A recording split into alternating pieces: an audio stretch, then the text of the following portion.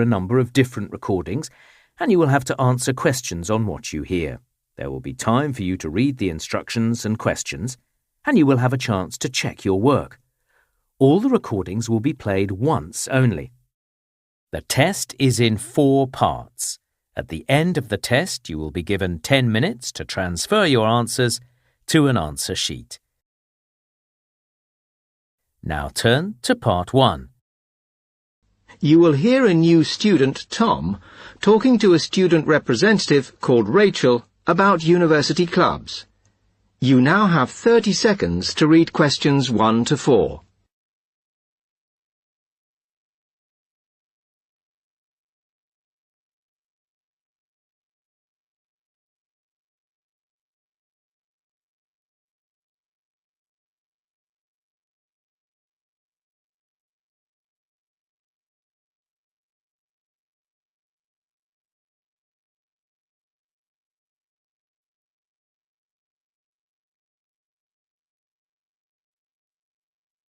Hi, welcome to Freshers Week.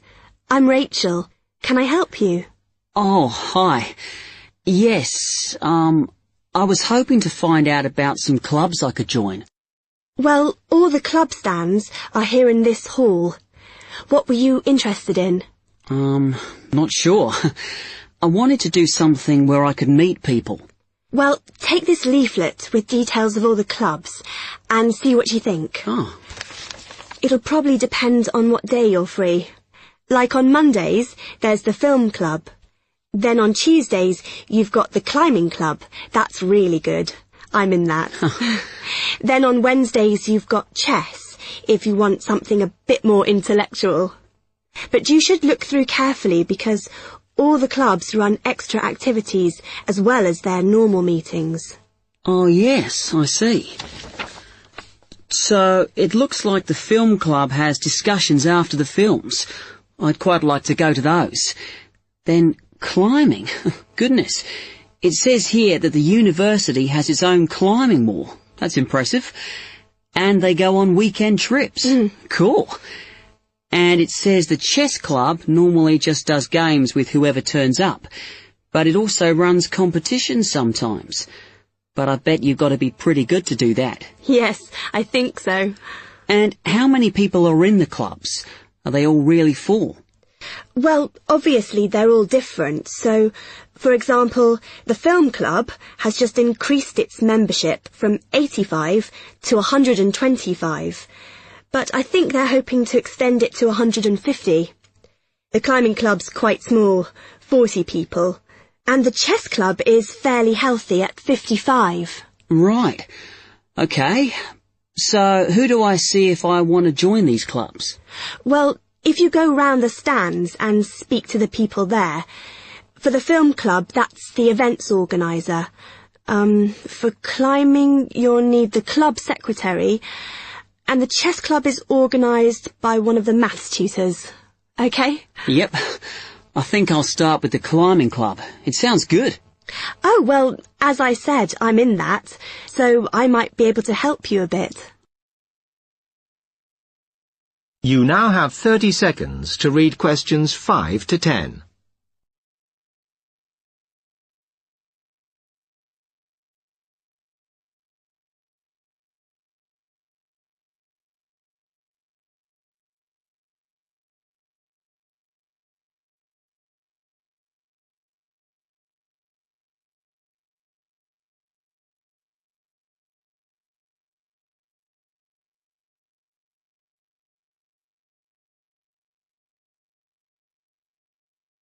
Okay.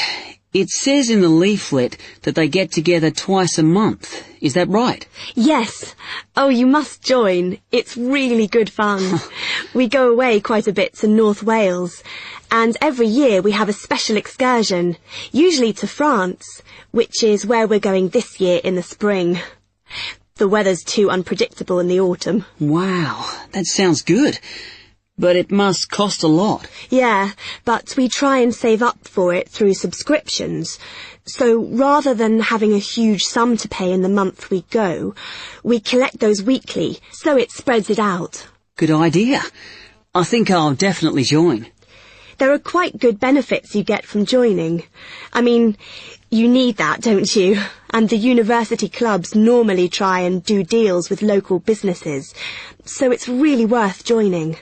Like in the climbing club, they've got a special arrangement with one of the shops in town.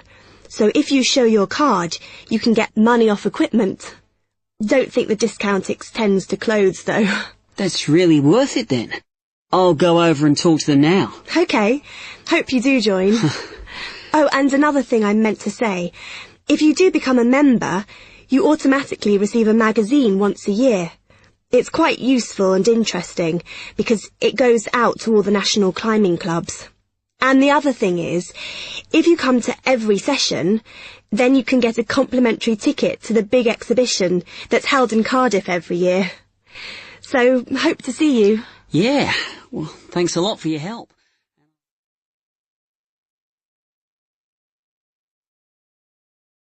That is the end of Part 1. You now have 1 minute to check your answers to Part 1.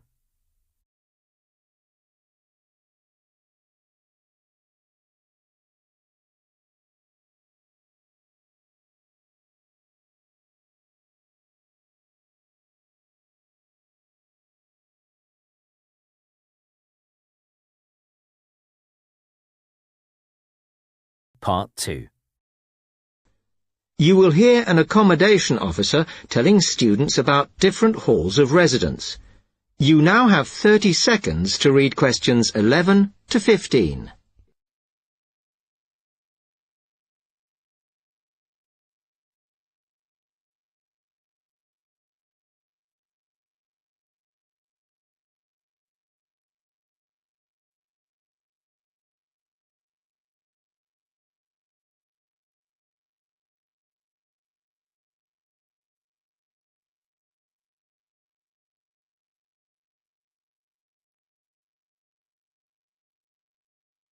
Good afternoon, and welcome to Stanton University.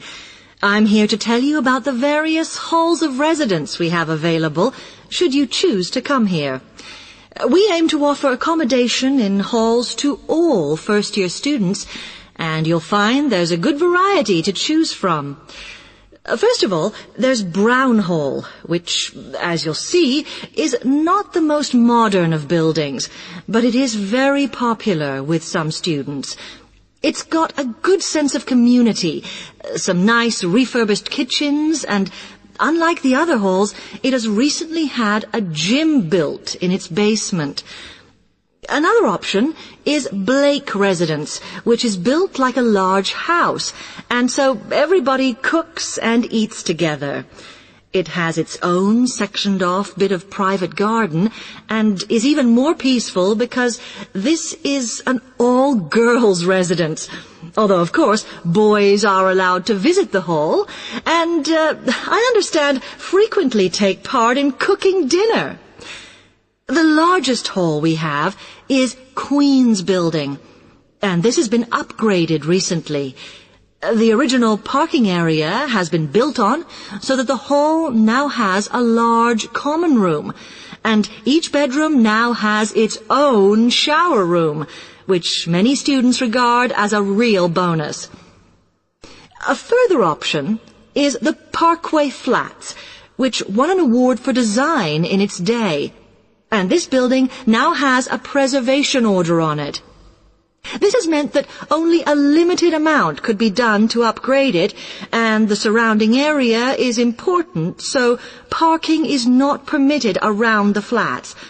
However, the flats do have many extra facilities, such as a special computer room, a small library, and a self-service restaurant. The cost of breakfast, lunch, and dinner is covered in the fees for this hall, so it does look a bit more expensive.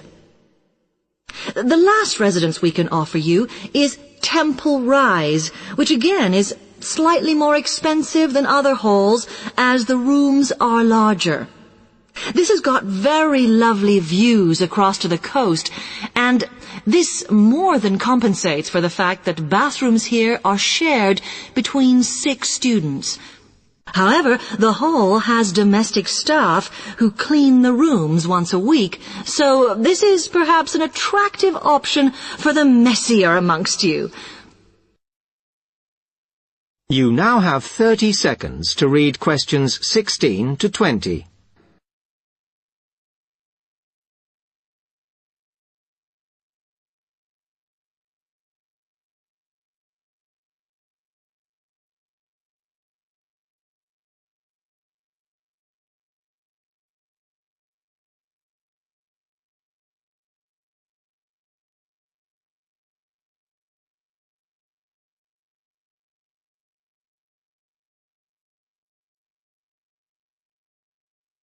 Now, if I can just show on this wall map here where they all are, you might like to go and have a look round. If you come into the main university entrance, at the first junction, you'll find that Brown Hall is on the corner opposite the theatre. So you're nice and near the station here, though I think it can get a bit noisy with traffic. The same applies to Blake Residence, which is directly facing the junction to the university entrance. These halls are often used by medical students and such like, as they're out all day, so don't notice the noise. Anyway, if you then walk along Campus Road towards the main circle, you'll see the library on the corner, and Queen's Building is just past that as you head north. You will find that it is quieter here, and you may get fewer visitors. By the way, the circle is quite a feature of the campus, as it's set into the hills and has a brand new sports center in the middle. It's worth going to look around it. Now, the Parkway Flats are on the opposite corner to the library, facing the circle, as you head towards the main buildings. The main buildings are only about a 5-minute walk from here, and places in these halls go quickly, so my advice is to reserve your place as soon as possible. Then Temple Rise is inside the circle, next to the sports center, but further from the main university buildings. Now, if you'd like to go off and physically look... That is the end of Part 2. You now have half a minute to check your answers to Part 2.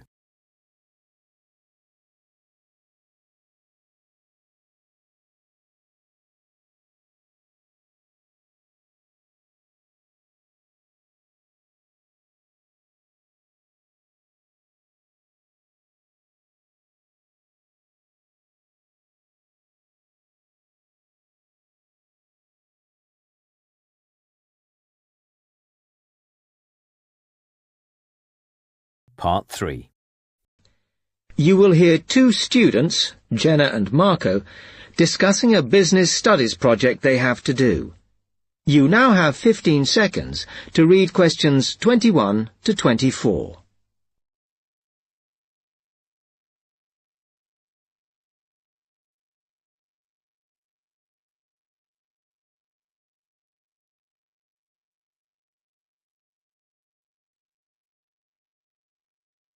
Come on, Marco. We've got to get on and sort out this project for Professor Buckley. Hang on. I want to make sure we've got all the information. Now, where are we? Well, today we need to sort out exactly what we're going to do and how we're going to divide the work up. Okay. How long have we got, by the way? The end of term is April 6th. And he said to hand it in on week 8, so that's March 25th at the latest, because the beginning of that week is the 21st, so not long. Right. Have you got the notes there? Yes. He wants us to do a fairly small-scale study, like the last one, on whether or not businesses were offering more benefits to staff. And we've now got to look at the rise in older workers. It should be fairly straightforward. Yeah, as long as we keep it small. Who's marking it? I don't know. Sometimes he gets the PhD students to mark it for him. Oh, Actually, it just says here, a senior lecturer. I suppose it's too much for Professor Barkley to do them all. Yeah. Anyway, how are we going to go about this? Well, we have to decide how big we want it to be and who... Yeah, but I think we must sort out a timetable for the project. Otherwise, nothing will get done. Okay. Do you want to do that? All right. I'll do it as soon as we finish here. You now have 15 seconds to read questions 25 to 27.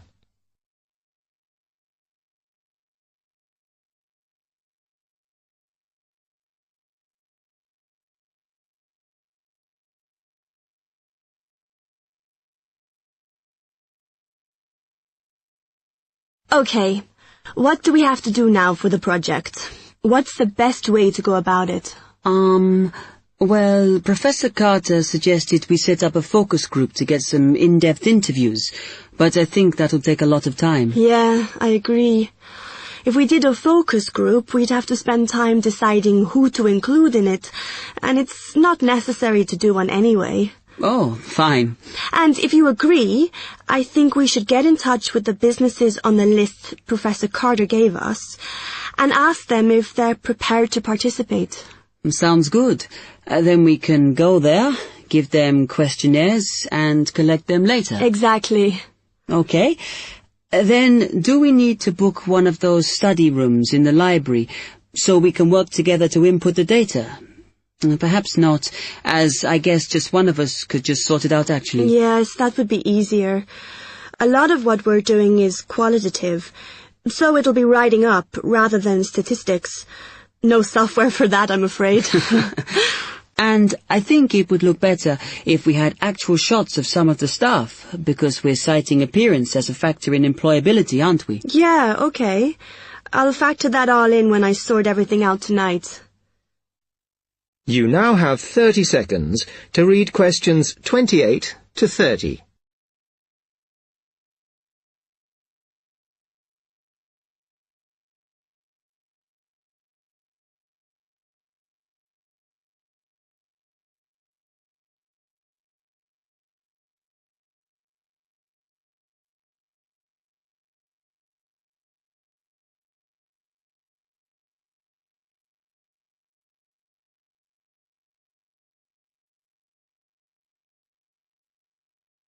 I'm glad we decided to work together.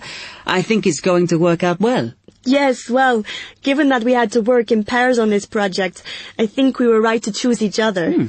We complement each other academically, as we're each good at what the other isn't.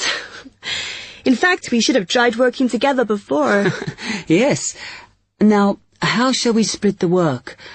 I'll do the analysis, shall I? Oh, okay. It's just that it might be faster, because I'm used to doing it. Although your English is better than mine. I need more practice at reading, really.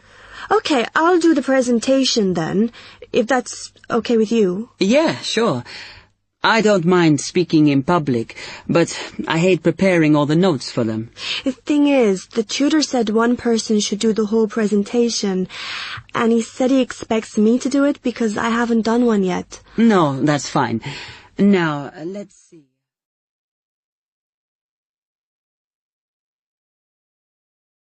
That is the end of Part 3.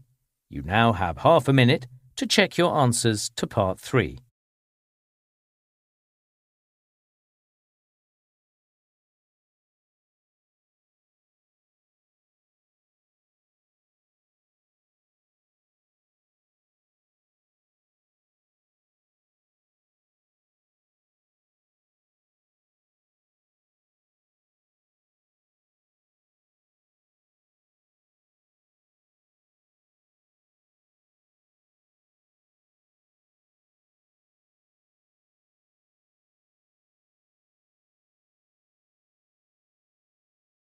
Listening, Part 4.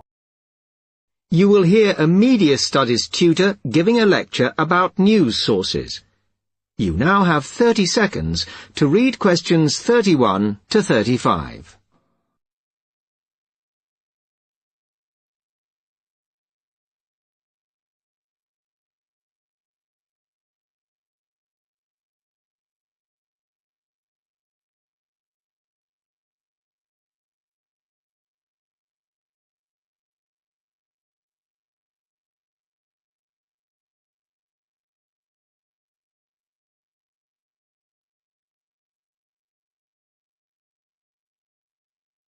Okay, now many of you will have heard about the predicted death of newspapers, as people increasingly access the TV and the Internet for their news.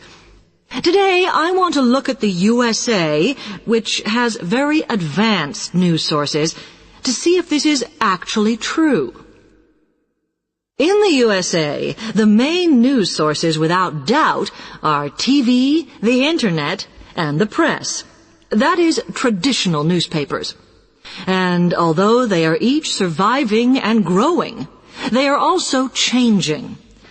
Obviously, TV news has been around for a while, and the early evening bulletins when people get in from work are very popular. I suppose we traditionally think of the morning newspaper arriving on our doorstep with the daily news.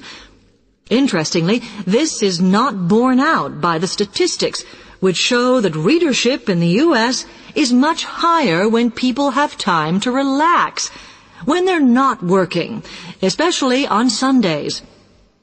The Internet is also a popular weekend activity, but shows no variation with weekday access. So people are using the different sources in different ways. Interestingly, local radio has been hit less by the grip of quite strong local newspapers than by the Internet, which is seen to offer a better regional service. But just because the Internet is seen as the new force in news media does not mean it is dominant. Television has, of course, been global for a while. But now technological changes, which have fueled the rise of online news, have also allowed newspapers to print and distribute editions across the world. In fact, Internet news, which is seen as the big competitor for traditional markets, does not offer that much variety.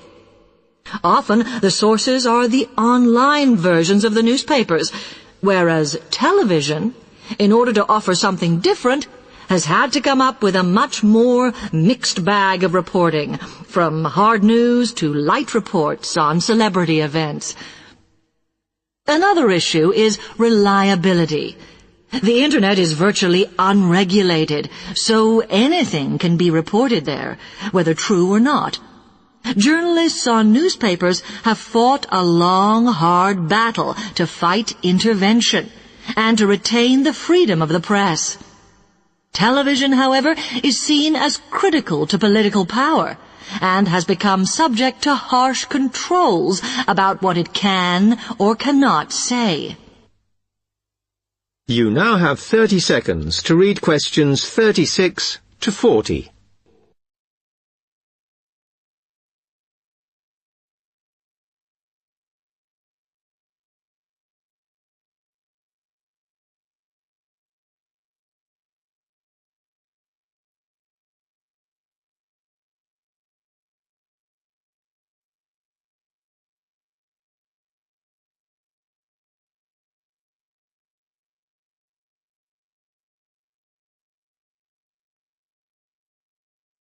Now, one very critical factor in keeping newspapers alive and well in the USA has been their approach to advertising. Obviously, newspapers are heavily dependent on advertising revenue, and they have become more and more imaginative in what they offer, in order to make sure that advertisers use them and not other news sources. This has meant that, contrary to popular belief, newspapers now have a significantly higher profit margin than the rest of American industry. So, how have they managed to raise advertising revenue in this way? Well, they have put a lot of effort into developing and maintaining a very strong association with the retail trade. And they've come up with a winner. A critical tool in their sales plan has been suggesting that the adverts they run can have vouchers.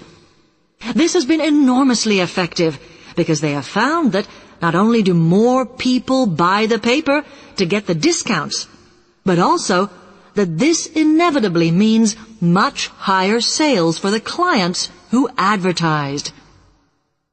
As well as doing this, the newspapers have also introduced aggressive sales campaigns over the last few years.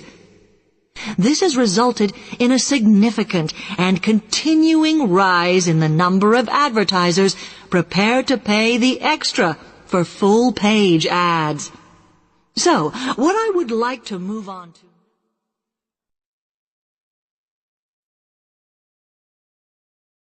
That is the end of Part 4. You now have 1 minute to check your answers to Part 4.